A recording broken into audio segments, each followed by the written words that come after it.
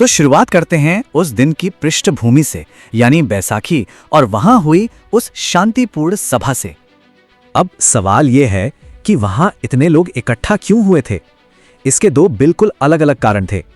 एक तरफ हजारों लोग सिर्फ पवित्र और खुशी से भरे बैसाखी के त्योहार को मनाने वहां आए थे, और दूसरी तरफ कुछ लोग नए रोलेट एक्ट के खिलाफ बिल्कुल शांतिपूर्ण तरीके से अपना विरोध जता रहे थे।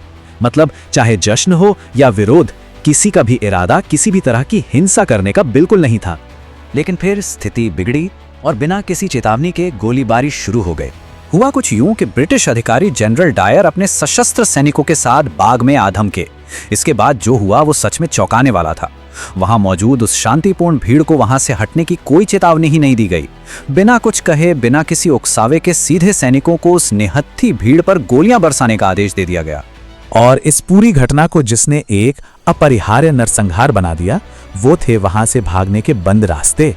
अगर हम वहां की भौगोलिक स्थिति को देखें तो जलियांवाला बाग उस दिन एक तरह का जाल बन गया था। इसके चारों ओर बहुत ऊंची दीवारें थी जिन्हें फांदकर पार करना नामुमकिन था। बाहर निकलने के जो रास्ते थे वो बहुत ही संकरे थे। जैसे ही गोलियां चली और भगदड़ मची, ये संकरे रास्ते तुरंत ब्लॉक हो गए। लोगों के पास वहां से बच निकलने का कोई भी रास्ता नहीं बचा था। इस भौगोलिक बनावट और बिना चेतावनी की उस भयानक गोलीबारी का नतीजा बेहद खौफनाक रहा। पलक झपकते ही सैकड़ों निर्दोष लोगों को अपनी जान गंवानी पड़ी। और ये त्रासदी सिर्फ मौतों तक ही सीमित नहीं थी। हजारों की संख्या में लोग बुरी तरह घायल भी हुए। गोलियों के घाव और उस भयानक भगदड़ ने हजारों जिंदगियों को हमेशा के लिए गहरे शारीरिक और मानसिक जख्म दे दिए।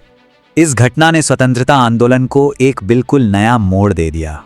जैसे ही इस नरसंहार की खबर देश के अलग अलग हिस्सों में पहुंची, लोगों की प्रतिक्रिया बहुत ही स्वाभाविक और तेज थी। पूरे देश में एक गहरा दुख छा गया। लेकिन इस गहरे दुख ने एक बहुत बड़े और व्यापक क्रोध को भी जन्म दिया। इस एक क्रूर घटना ने पूरे देश को शोक और ब्रिटिश शासन के खिलाफ प्रतिरोध के एक मजबूत धागे में पिरो दिया।